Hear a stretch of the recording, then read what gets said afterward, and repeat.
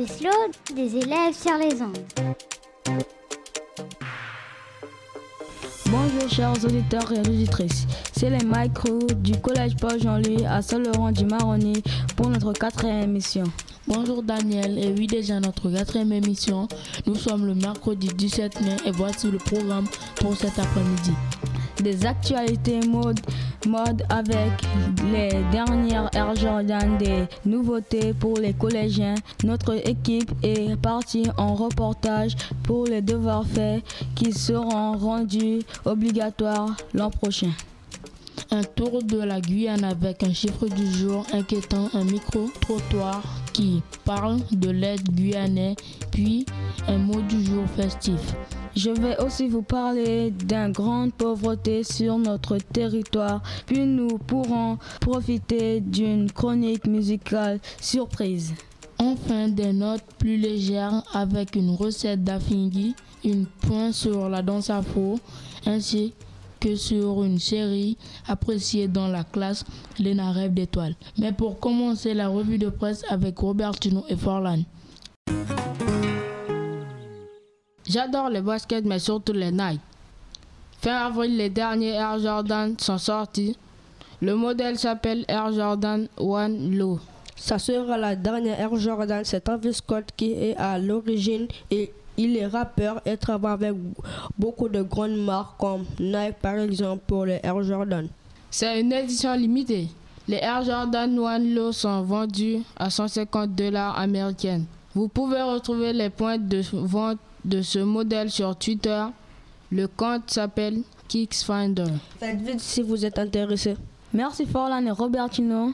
Restons dans les actualités avec le reportage de Florian, Mauben, Marita et Jean-Baptiste sur les devoirs faits.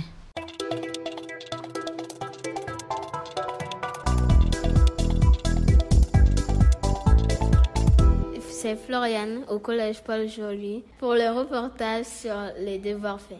Les devoirs faits seront obligatoires pour les 6e l'année prochaine. Du coup, on était allé voir une classe de 6e pour savoir qu'est-ce qu'ils pensent de devoirs faits. Je m'appelle Sybille. J'aime bien le devoir fait parce qu'avant, j'aimais pas faire les devoirs. Je m'appelle Mélissa.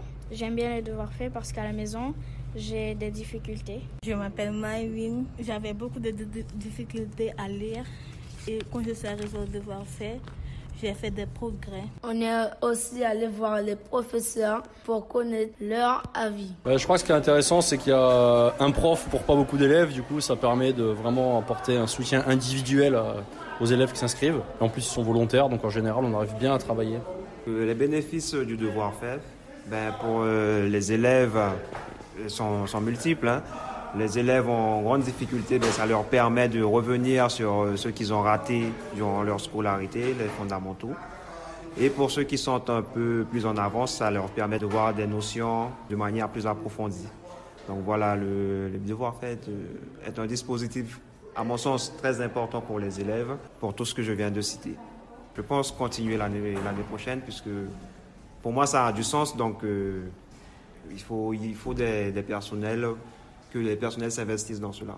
Nous notons que les devoirs faits deviennent obligatoires pour le 6e et nous espérons qu'ils seront aussi ravis que les élèves que nous avons croisés lors de notre reportage. Je laisse maintenant la parole à Daniel pour un sujet qui lui tient à cœur, la pollution aurifère.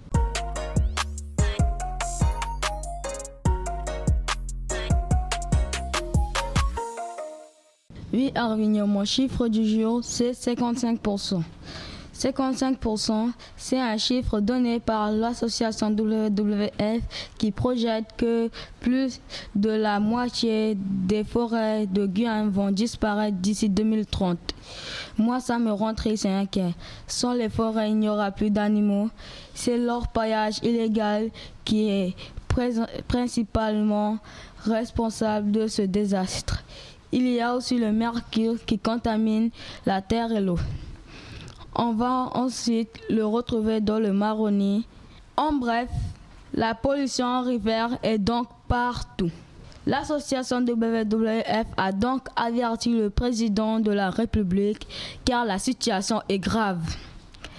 J'espère que le gouvernement fera tout ce qu'il peut pour protéger la planète. J'en profite pour dire merci aux associations qui, comme WWF, défendent la planète. Partons maintenant de l'autre côté de la Guyane. Nos camarades du collège Constoclore de Saint-Georges de l'Oyapock sont allés demander aux habitants ce qu'ils connaissent de Saint-Laurent-du-Maroni. Écoutons leurs réponses. Il y a beaucoup de monde là-bas. Il y a des gens qui habitent au Suriname, à côté. C'est comme ici à Saint-Georges. C'est la même chose, sauf que là-bas, c'est le Suriname. Donc, on doit se déplacer à pirogue, sauf que c'est pas en métal, c'est en bois. Je connais la ville de Saint-Laurent, mais pas trop. J'aime aller sur la plage de Saint-Laurent. J'aime faire le balade. Je connais la piscine. J'aime bien aller se baigner à la mer. Les différents endroits où on peut travailler et les écoles, les restaurants font des très bons plats. Je connais des magasins. Je suis allée là-bas pour jouer du rugby. J'ai aimé le stade et le Carbet où je suis allée dormir. C'est une ville assez grande. On peut trouver de tout là-bas. Il y a le fleuve qu'on peut visiter. Et il y a beaucoup aussi de petits villages au bord du fleuve. Il y a de bons hôtels là-bas. Je connais le gros marché qui a lieu le samedi matin où on vend beaucoup de fruits locaux. Et je connais aussi un petit peu cette traversée entre Saint-Laurent et le Suriname. C'est la deuxième plus grande ville de la Guyane, peut-être bientôt la première qui va passer devant Cayenne. Et avant, elle était connue pour une ville qui a été bâtie par les Bagnards. Et donc du coup, on retrouve des bâtiments de l'époque qui sont faits avec des briques. Et il y a énormément d'établissements scolaires. C'est une ville qui a beaucoup d'avenir. J'aime particulièrement le côté frontalier parce qu'on peut voyager facilement. La diversité culturelle présente sur Saint-Laurent. On retrouve beaucoup de communautés, notamment celle du Suriname, beaucoup de Javanais, des Indonésiens qui viennent de l'île de Java, des Chinois, des Bushinengués, des Créoles, des métropolitains. En gros, c'est ce qu'on trouve sur Saint-Laurent. Il y a aussi de la communauté brésilienne présente sur Saint-Laurent, mais ils ne sont pas aussi nombreux que Saint-Georges, commune frontalière avec Oyapock. Revenons dans l'ouest de la Guyane avec le mot du jour présenté par Arvigno, c'est Apatou. Apatou, c'est une ville que j'adore. Il y a près de 10 000 habitants. C'est une petite ville où il fait bon vivre.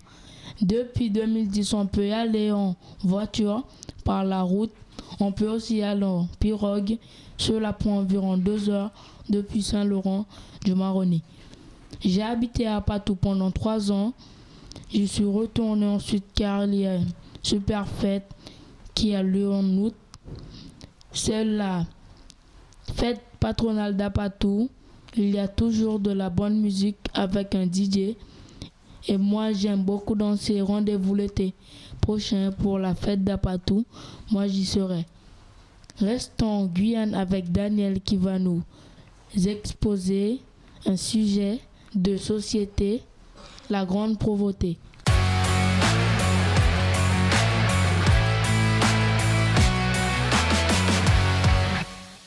Oui, Arvignon, encore un sujet qui me tient fort à cœur. J'ai choisi de vous parler de la grande pauvreté en Guyane parce que je la vois au quotidien. Par exemple, je connais des familles où les enfants ne peuvent pas manger à leur faim. Selon l'Observatoire des inégalités, en janvier 2023, c'est presque 30% des gens qui vivent dans la grande pauvreté en Guyane. C'est presque une personne sur 3. Mais Daniel, c'est quoi la grande pauvreté en fait? Selon l'INSEE, ça dépend de 2 choses. La première, c'est quand on gagne moins de 885 € par mois pour une personne seule. La deuxième, c'est quand on ne peut pas se payer des éléments essentiels, comme par exemple assez de nourriture ou de bonnes chaussures. La grande pauvreté touche plus les départements et les territoires d'outre-mer que la France métropolitaine. La Guyane et Mayotte sont les départements les plus pauvres. Pour finir sur une note plus positive, je tiens à dire merci aux personnes qui ont mis en place la collation. Cette collation est donnée le matin dans tous les collèges de Saint-Laurent-du-Maroni. Cela permet aux enfants de pouvoir un peu plus manger à leur faim. Maintenant, un autre sujet de société avec notre chronique musicale.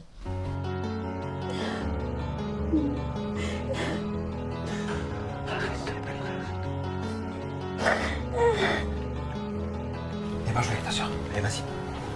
Alors? Faudrait que je te parle d'un truc sérieux. Dis-moi. Qu'est-ce que tu vois? Cassine, ce que je vais te raconter va te faire mal. Est-ce que t'es prêt à tout encaisser? Comme je le fais depuis tout ce temps. Je t'avoue que maman le savait. On est ensemble depuis 3 ans. Et oui Arminio, pour notre chronique musicale d'aujourd'hui, une chanteuse française, c'est Imen S. Imen S a 24 ans, elle a sorti son premier titre en 2018. Elle a été connue grâce à des vidéos sur TikTok. En 2020, elle a sorti le titre Première fois. Elle chante avec Alonso. Ça parle de violences faites aux femmes.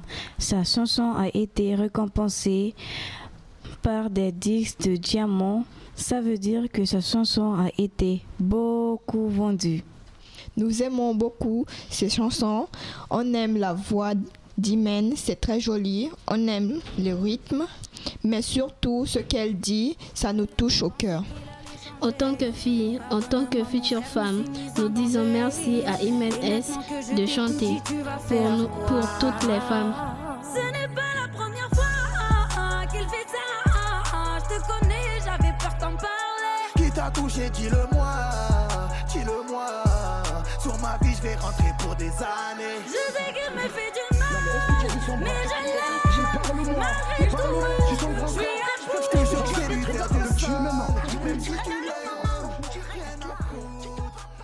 Continuons avec une danse que l'on aime beaucoup en Guyane.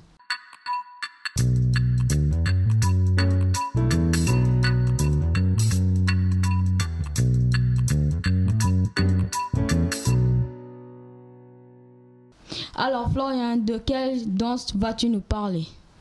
Et oui Daniel, j'ai décidé de vous parler de ma danse afro, car c'est ma danse préférée. Je danse depuis que je suis petit. C'est Fela Kuti, un joueur de trompette du Nigeria, qui invente l'afrobeat. C'est un autre nom de la danse afro. Aujourd'hui, il y a beaucoup de styles différents de danse afro, comme le dancehall, le kizomba et le stepping. Moi, ma danse préférée, c'est le dance slow car il y a plein de pas différents à apprendre.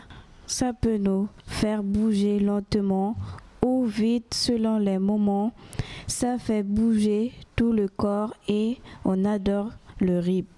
Je vous laisse écouter un petit extrait du groupe Petit Afro et on espère que ça va vous donner envie de danser et d'aller voir leurs vidéos.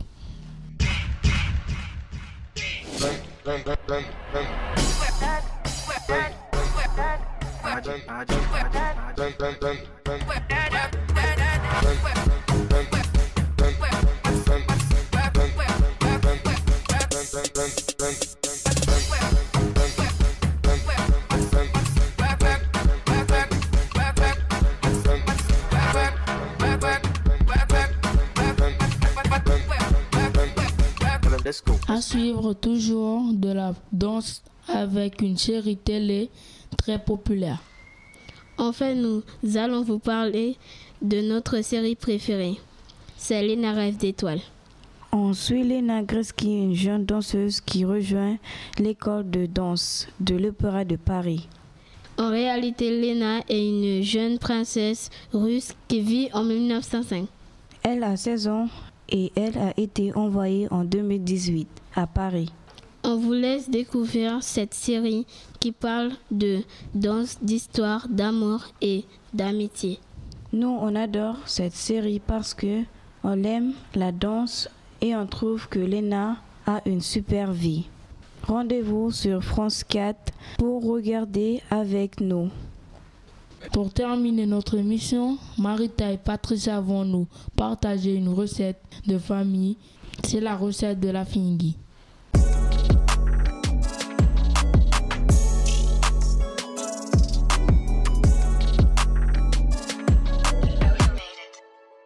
La fingui, c'est une soupe bouchilinguée. Pour faire de la fingui, il faut du bouillon, cube, du sel, du poisson ou du poulet, de l'ail, de l'oignon et des épices. Pour la cuisine, il faut faire chauffer de l'huile dans une grande marmite.